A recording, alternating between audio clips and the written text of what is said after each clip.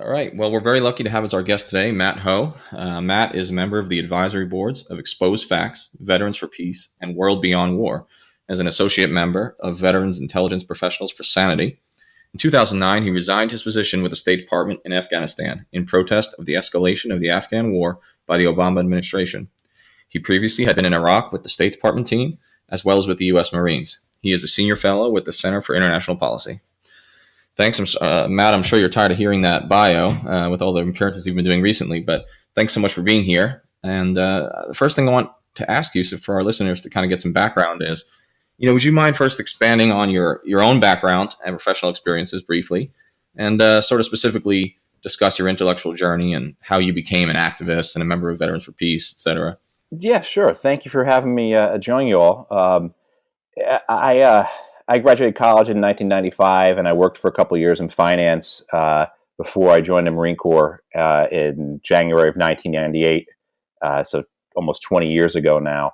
I went to officer candidate school. I became a combat engineer officer, was stationed in Okinawa, Japan for almost 3 years, and ended up working for the Secretary of the Navy directly in the Pentagon in 2002.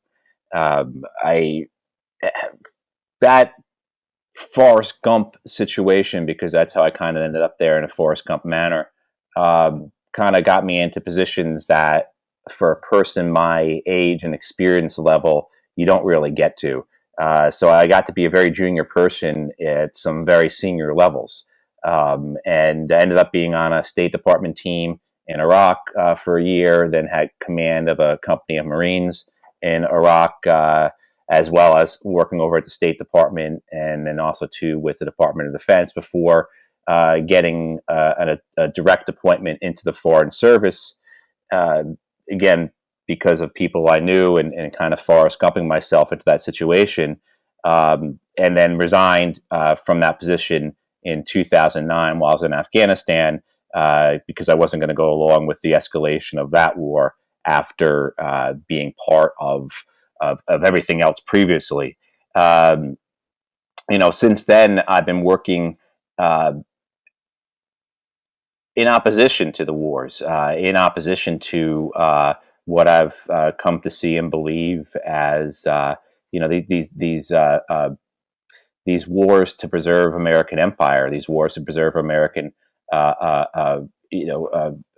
American conquests that we, as a country, either took through force and violence or fell into our laps following the Second World War. But so I've been now actively since 2009 working for issues of peace and social justice. Really had the opportunity to follow my conscience and also follow what I believe to be an intellectually honest path. That's where I find myself today. That's great. I think you've got kindred spirits here with Chris and I. And yeah, absolutely. It's extraordinarily difficult to express yourself intellectually in an honest manner, especially within some of these large organizations that we're in. And today, later on the pod, we're going to be talking about the all-volunteer force and the end of conscription.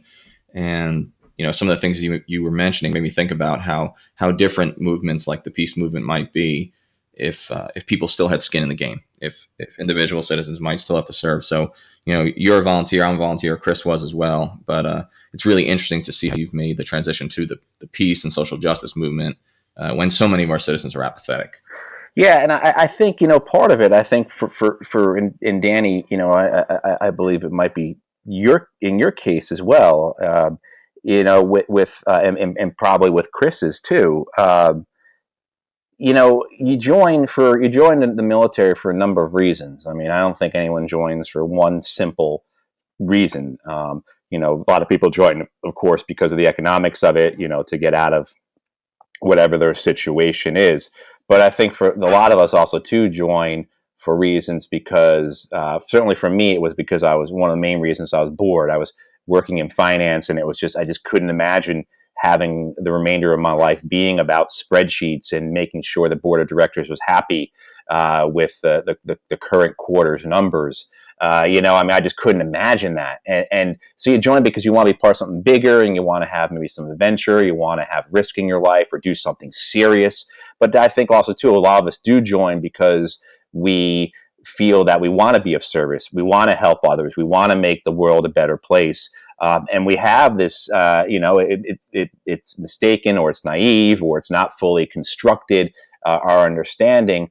But we join the military because we think that's a way to be of service. That's the way to help others. That's the way to fight for liberty or freedom. And what I think you find as you're taking part in these wars is that you're not the one who's changed. You're not the one who has come to have this revelatory experience.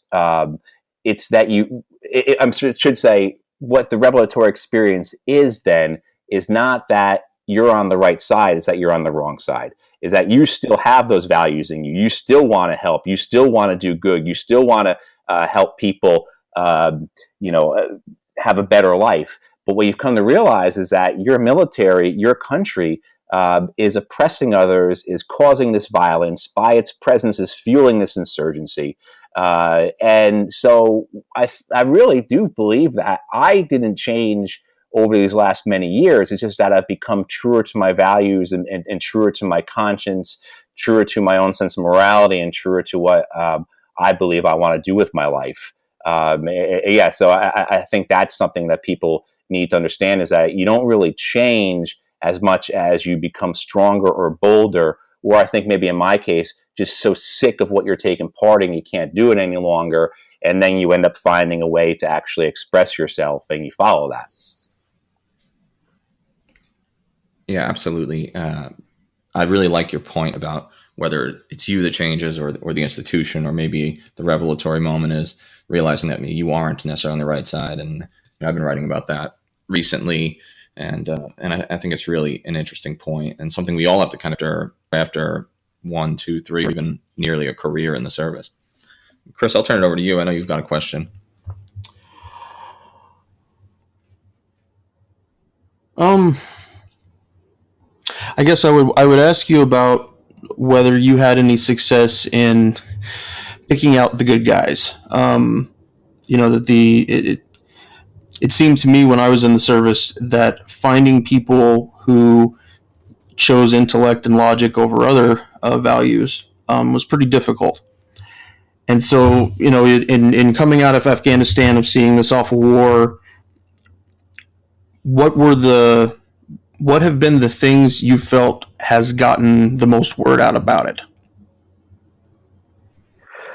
To your first point about not seeing others with that type of intellectual honesty or that moral honesty, you do. You one of my clearest points when I finally left the Marine Corps for good in 2008, and then I ended up going into the Foreign Service. I couldn't really uncommit from that life, uncommit from that career.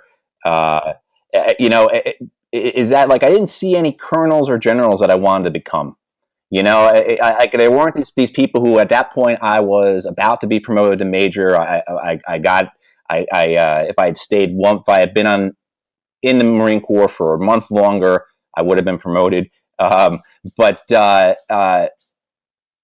don't see, and I remember as a lieutenant and as a junior captain, seeing some majors get out at the 12-year mark, 13-year mark, and thinking, wow, that's really gutsy, or in some cases really foolish. But looking back, like the two of them in particular, I think about who did that, like it really made a difference to me, because I saw that there was a path forward. There was a way to go and follow what you believe to be the correct thing to do, as opposed to sacrificing all the time you've already put in, or giving the institution one more chance, or that when you get to be a colonel or a general, you can make a difference, you can change things. I saw that these guys, took that step, and that was a really important thing for me to see, to give me the courage to do it as well. And to your second point about, getting the word out, and having people understand, what I think I've seen it work best is when it comes through, of course, testimonies and things from guys who served. But I think that the best manner in all of this is the more creative, the better. The use of fiction, or the use, whether it be film or novels, I think is the best form to get people understanding. You always hear that, at least growing up and studying literature and everything, always kind of understood that fiction paints a better picture of truth a lot of times than the truth actually Absolutely. does. Right? So I think it's in that case through uh, uh, various films or various movie or various books. And they don't have to be specifically about the wars. They can be science fiction. A friend of mine had really great experience using the film Avatar back in 2010 or whenever that came out. Because at the end, everyone is cheering because the mercenaries are leaving the planet. And he's able to make that connection to people who watch the film of, okay, well, how does this relate then to Iraq and Afghanistan? Okay. How does this, right? As well as too, then the stronger, I've always said that the two greatest works, the two things that I have felt have been the most honest portrayals of war have been the novel Catch 22, and of course the film MASH, and also the novel MASH that the film was based upon is also very very powerful. But those two works I always felt paint the picture of war the best through satire and absurdity, because there is such a heavy dose of both of those things throughout war. Right? I mean, there's both such a heavy dose of that, and there's a terrific, I'll paraphrase it because I won't be able to quote it verbatim, but there's a terrific line uttered by Socrates about how the tragic and the comic are as inseparable as light and shade. That you can't have one without the other, right? And that they're tied together. And I think that's so true. And so I think that's the best way of getting the message across that I've found, because so many times when people are just preaching at people or lecturing at people, it gets taken in such a heavy-handed manner, or it can be dismissed as that's just one guy's opinion. Not to negate the value of people like us speaking about our experiences. And certainly one of the organizations I do so much work with, Veterans for Peace, that's the reason for Veterans for Peace, is to educate the public about the true costs and realities of war. But yeah, that's what I've found is the best manner is through creative means. It's funny, as a major who's got 12 years of service and about ready to leave, I can't help but wonder what I'm either brilliant or mad. It's hard to say. So that jumped out at me when you were talking. And I'm going to kind of pivot us back to Afghanistan for a second. But I just started reading this book called America's Longest War, or America's New Longest War, and it's by this Marine Corps Lieutenant Colonel O'Connell. And one of the things that really strikes me about it is he comes to these conclusions about the futility of the war. But the book is written in 2017, and you resigned in 2009. And so the shock for me is, it's 8 years later that this Lieutenant Colonel is writing the book, and I admire his work so far. But it's also sad that that's how much longer the war goes on before, for example, another voice speaks out. So could you explain to the listeners, why it is that you took the courageous step to resign? What was it that you found so disturbing about then President Obama's war policy? Oh, gosh. For me, it was my third time at war. I'd been twice to Iraq before, and had struggled with issues from the war already at that point. I was already suicidal, was already, leaning on alcohol as my medication. When I got to Afghanistan, though, so much of that went away. And I was living a life that was best described by one veteran I heard when I chose to go back to Afghanistan as like, I could either die here in the U.S. or I can die back overseas.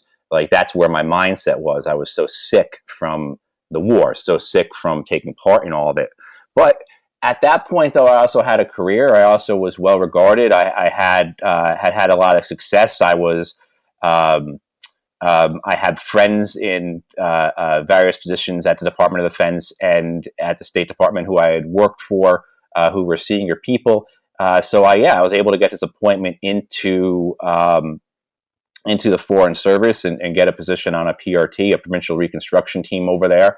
The other person who at the same time got the same kind of position was a woman who had been a staffer on the Senate Foreign Relations Committee. So it was certainly a closed process to do these kinds of things. She had also worked as like Bill Richardson's foreign policy advisor. But I think I also believe too that coming off of this again, most of this was occurring in 2008 as I was going, accepting this position, and my thought processes. At this point, we were seeing the value of what had occurred in Iraq in terms of our engaging in the political process with the Sunnis. And I have been there in 2006, 2007, as well as 2004 and 2005, all in Sunni areas, first up in Salah ad-Din, up in the Tigris River Valley, and then the second time in Anbar in the Euphrates River Valley. And seeing the disassociation of the Sunnis and from the political process in Iraq, their building of their grievances, why they supported the insurgency, why that was a better deal for them, and then dismantling of that, and the political process that got them to divorce themselves from Al-Qaeda in Iraq, which was such a tiny percentage of the insurgency anyway. I mean, as you guys know, the bulk of the Sunni insurgency was based on nationalist, reasons and grievances of being occupied, as well as some of the more senior people grievances of being usurped. But, seeing that and then seeing them brought back into the political process, being brought back into the spoils of our presence, if you will, and receiving the money for our presence and giving them a reason to speak with and work with the Shia, as well too as basically giving them back their territory and turning that territory, the Sunni territory, back over to forces led by Sunnis. And I thought that was going to be, and at that point in 2008, that process was working, right? And that works for a while, for a couple of years, a few years, as we know, until it doesn't work anymore. And the Maliki government, not to get into a rant about this, the Maliki government, starts to push the Sunnis back away. But anyway, at that point, 2008, you see stuff from General Petraeus, who has taken over Central Command, as that is going to be the path forward. This is going to be, I believe President Obama or Senator Obama at the time, he speaks about winning the good war in Afghanistan, but he talks about only sending 2 brigades of soldiers to Afghanistan. He doesn't talk about sending 70,000 troops plus an extra 40,000 NATO troops plus another 100,000 contractors. He talks about 2 brigades. And I believe that that's going to be the process. But, fairly quickly, though, right away he sends 30,000 troops, and then there's more troops being sent. And, of course, the final escalation of 30,000 troops in the late fall of 2009. But you could see, for me, getting there and seeing that this Democratic administration was no different than a Republican administration, that the purposes were varied and multiple in terms of why we were escalating the war. And none of them were good reasons, and all of them were going to be bound to failure. There are political reasons. We got to have this president, this Democratic president, look as if and be a better commander in chief than the Republican president. This is a chance for us to have a president who has won a war going into his reelection. Certainly, and it's Elizabeth Rubin from the New York Times, or actually from the New York Times Magazine, writes about this.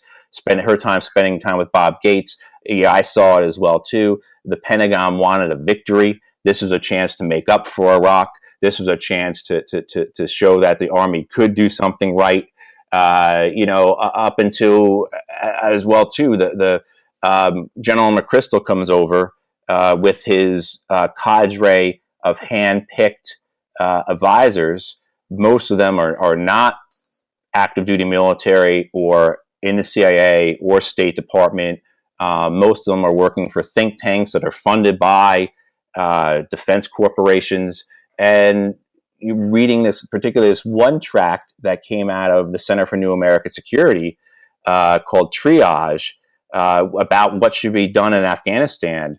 And it is basically making a case for escalation on this romantic vision of counterinsurgency, on this Orientalism of how if we come and just give these native people things that they need, like roads, and if we educate them through schools, that they will disassociate themselves from all their previous ways and join our side. Just basically shoehorning Afghanistan into this model to support, again, their own romantic visions of war. These romantic visions of counterinsurgency. These wannabe Kiplings, basically. And so saw that over and over again. As to then the same issues and in the years after, particularly the first year or two after I resigned and I'd be asked about Afghanistan,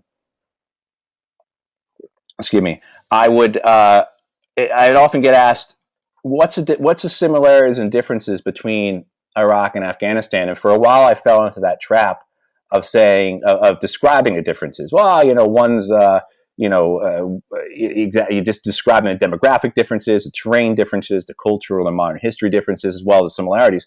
And it took me a little time to really realize what I knew to be true. None of that mattered, because the only thing that mattered was the presence of the American military, and the outcome was going to be the same. And the fact that we were trying to leverage one part of society against another, that we are trying to pick winners and losers in a foreign country, and the results were going to be the same. The results were going to be an increase in support for the insurgency. Every place we put our kids with their rifles and their vehicles, people were going to end up fighting against them. It was just a simple aspect of occupation was driving the insurgency, as well as how corrupt the government in Kabul was, how that was composed of the same warlords and drug barons and war criminals that the Taliban had been fighting against, that led so many people, particularly in the Pashtun areas, to support the Taliban. And that's why we were seeing the support again. So, yeah, I mean, it goes through that until I finally can't do it anymore. Finally, I can't support the lies of it all. I find myself understanding that there's nothing I can do except save myself at this point. I can't certainly go home and tell a mother her son died for a good reason in Afghanistan. I can't take seeing the dead Afghans anymore. And so I find the courage because of a note my father wrote me, to quit. And so I did. And when I quit, I really meant to quit. I really meant to just be done with it all, be done with war. No intentions of striking out and fighting against the war, American empire, or anything like that. Those thoughts were not even a remote thought in my head until after I've been home for a couple weeks, and I end up becoming very frustrated by what I'm seeing and hearing about the debate about the war through our media, particularly too, since so many people that I spoke with before I departed agreed with my assessment on the war. Both military officers and civilian officials, and then to see none of that being reflected in the debate on the war was upsetting to me. And so, I end up speaking to the Washington Post, and here we are, 8 years later, still talking about it. Really, so much what you said. First of all, it is courageous to do what you've done, and I think you've probably heard that a lot, but it is very difficult to walk away from a career you've been successful at and step into the abyss and the unknown, and you're to be applauded for that, because you mentioned how a lot of people that you served with agreed with you. Most of those people probably went on to a comfortable career within the military or the foreign service. It's easier to do that. That's the easier path of least resistance. The next thing go ahead, please. I was going to say, you do get the golden handcuffs a lot too. I mean, so I was a political officer in a province, in Zabul province in southeast Afghanistan. And when I wrote my letter, it went around throughout the whole embassy, of course. And my counterparts in all the other Pashtun provinces where the violence was significant and really bad, and so my counterparts in Helmand and Kandahar, up in Kunar and Nangarhar and Nuristan, Uruzgan. I remember at least 6 of them speaking to me before I left and saying, "Hey, I completely agree with you."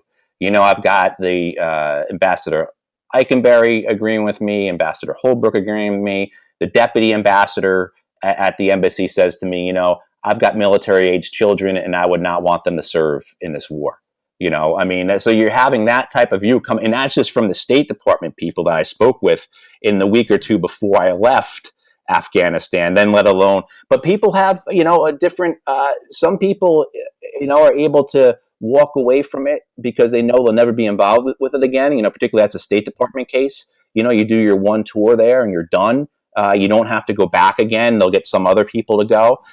In the military, it's different, though. I think with the military, you're end up going to go back. You're going to end up going back potentially or probably, depending upon your MOS and your rank. But you've got a wife and you've got kids, or you're also committed to your troops. You're committed to your men and your women, and so you're able to focus down and look at that responsibility as opposed to looking at the bigger picture or having to listen to your conscience.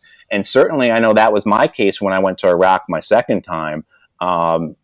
I went there understanding the war to be unjust, the war to be basically illegal, that we were making things much worse. But I could focus on the 152 Marines and sailors that were under my command and only focus on them and see that as my responsibility to try and bring as many home alive and in as many pieces as I could. But in my role over there as a political officer, yeah, I didn't have any of that. I was free to quit. I was also a single guy, so I was able just to throw it all away and walk away and not care about the consequences because I was so sick of it.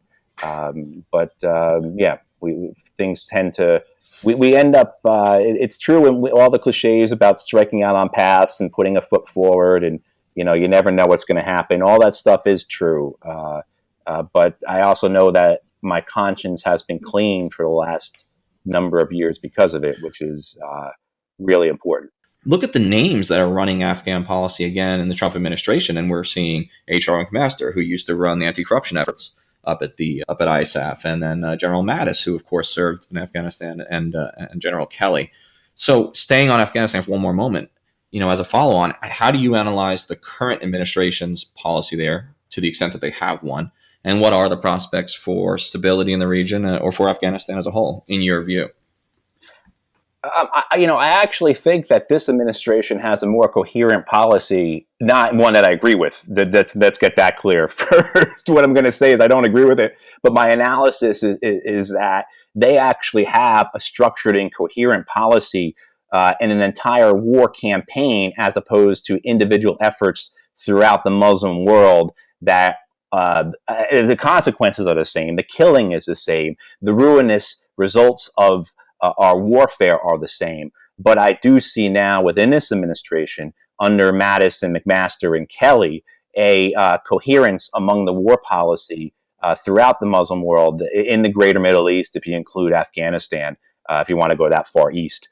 As a policy being of one of that, look, we're no longer going to try and win in the sense of coming to a political resolution, coming to a negotiated end to the conflict. That warfare is I really do believe that, particularly Mattis and Kelly, I understand them better than I understand McMaster. But warfare is a constant state of mankind, that we are in a historical struggle of civilization versus barbarians. And I think if you look at Mattis and Kelly's public statements for over a decade now, you see that very clearly, that we are, and that they are modern day legionnaires who have a responsibility for protecting the empire, for protecting the republic.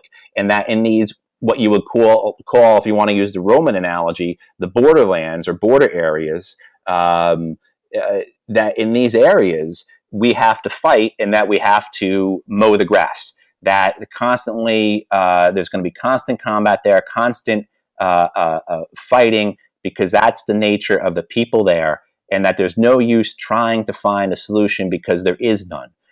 And that efforts to hold elections, efforts to do economic development, efforts to do reconciliation are ultimately wasted. And that's what they can point to and say under the Bush and Obama administrations, all these things were tried and they didn't work.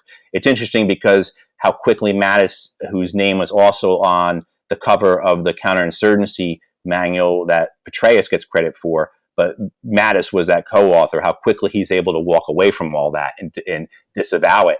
But so I think what you're seeing in this campaign that spreads across 6 of the nations that we're bombing nearly every day or have troops engaged in combat in, with the exclusion of Pakistan. Pakistan doesn't fall into this, but is this policy that we are just going to have this basically free fire zones. We're going to use massive firepower through artillery and airstrikes, and we're going to use commandos, highly trained and highly specialized forces. I think we hear the term commando and we think of our guys in Delta or guys in the SEAL teams, but I think you have to broaden that to have more of a view of commandos being battalions of troops who are very loyal, very capable, well trained, who can fight well, and then you have these masses of militia fighters as well. But we're going to use our proxy forces, allied governments, or say in Syria, the Kurdish forces, to control these areas. The Saudis and the UAE in Yemen, various groups in Libya, the government forces, or the Kenyans or the Ugandans in Somalia, and that we're just going to use massive force to control these populations that will not submit to the will of our policy and our proxies. And I think you've seen that unification of this policy across the Middle East, including Afghanistan. And that's why I say this administration has a coherent war policy in the sense of where they're going forward. And I think you can see that best rolled out through with the way the Iraqis, and this plays on what was being done at the tail end of the Obama administration, of course. But you see that especially, I think, through the Iraqi campaigns in the Euphrates and Tigris River valleys, where cities were just leveled, the people were punished, and basically subjugation is the principal desired effect. Seen again in Yemen with how the Saudis and UAE are operating, and I think it's what you'll see in Afghanistan going forward, particularly since those troops, people talk about, well, what can only 4,000 troops do? Well, it's the nature of what the troops will be training, as well as additional NATO forces, helping to teach how to call in for airstrikes, how to call in artillery, as well as providing more artillery, more gun tubes, as well as providing more airstrikes. And then using these commandos, whether they be actual guys who can come into a village middle of the night and terrorize a population, akin to what, say, the Phoenix program did in the Vietnam War, the death squads did either in Central America or in Baghdad, or commandos in a looser sense who can actually fight at a company level or a battalion level somewhat well.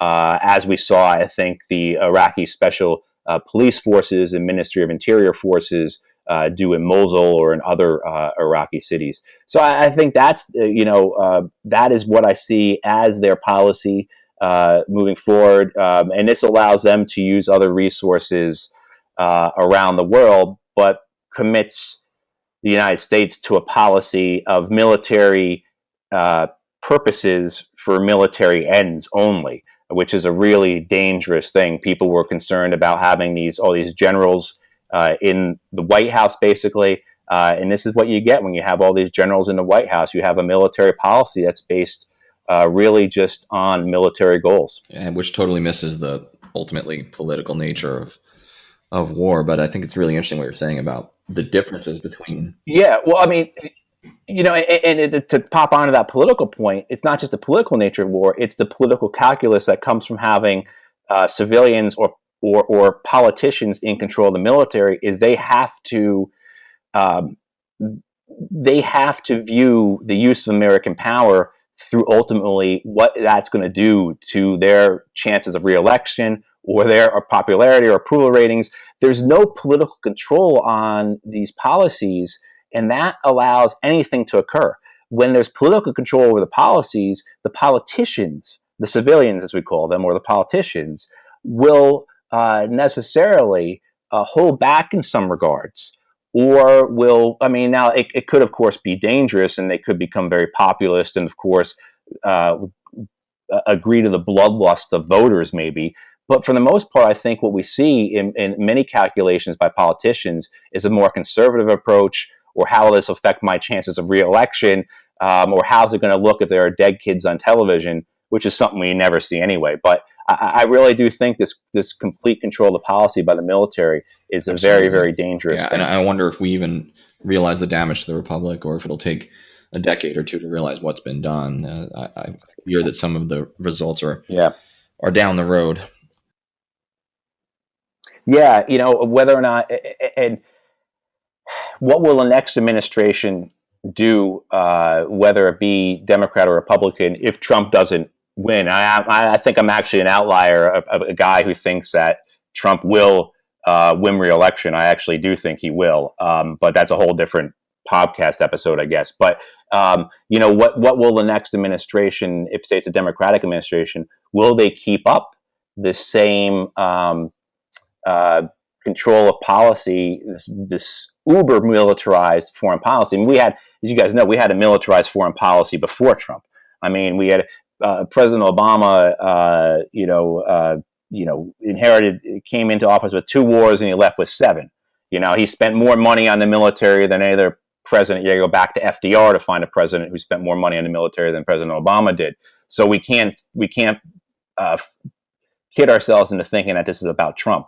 But what becomes of this, and what is the point that the American public recoils from it? I don't really know, particularly as one of the genius or brilliant things about this, similar to, I think, what you want to talk about with conscription, is it takes the skin out of the game for so many Americans even further. So by utilizing not just drones and manned airstrikes in areas where there's no threat of our aircraft getting shot down, but utilizing proxy forces, the American public is completely disengaged. And I think the American public is very supportive of these wars in that sense. Look, the Afghan military and Afghan police are losing between 30 and 35 guys killed a day in combat. Americans don't care if Afghans get killed, but you have a handful of Americans get killed anywhere, and it now becomes a political issue that can be used by one party against the other. So this is a brilliant policy for those who are in favor of the constant war, or who want the endless war, or who see the value in that, particularly the corporations, right? But also, too, those who believe in this need for America to be out there defending its borderlands, as I think, a way to look at this in terms of historically, to be fighting the barbarians who are at our gates to defend our republic or our empire overseas. This is a great way to do it, because the only people getting killed are these brown-skinned Muslim folks, or maybe they're a darker shade if they're in Africa.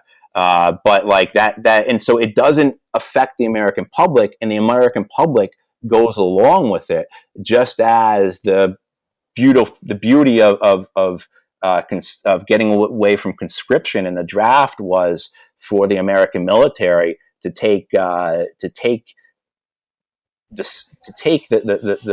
involvement of the American public out of our war. And it really did revolutionize the nature of warfighting and military service. It's such a great point. And yeah, and not only that too, it's the it starts in the Clinton administration, but the outsourcing and the utilizing of private contractors. Under the Clinton administration, you first really see this in the Balkans, where we outsource a lot of our logistics efforts to private contractors. The LOGCAP program was what it called, for logistic capabilities. And you now get to the point where in Afghanistan, according to the Congressional Research Service, for every soldier we have in Afghanistan, we have 2.5 contractors. I mean, so you're not only that, you're able to minimize the American soldier footprint and the American soldier deaths, of course, because that's hidden. We have no idea how many contractors were killed working for the American military, doing roles that in previous wars in Vietnam or Korea or World War II would have been done by American soldiers. I saw this in Iraq.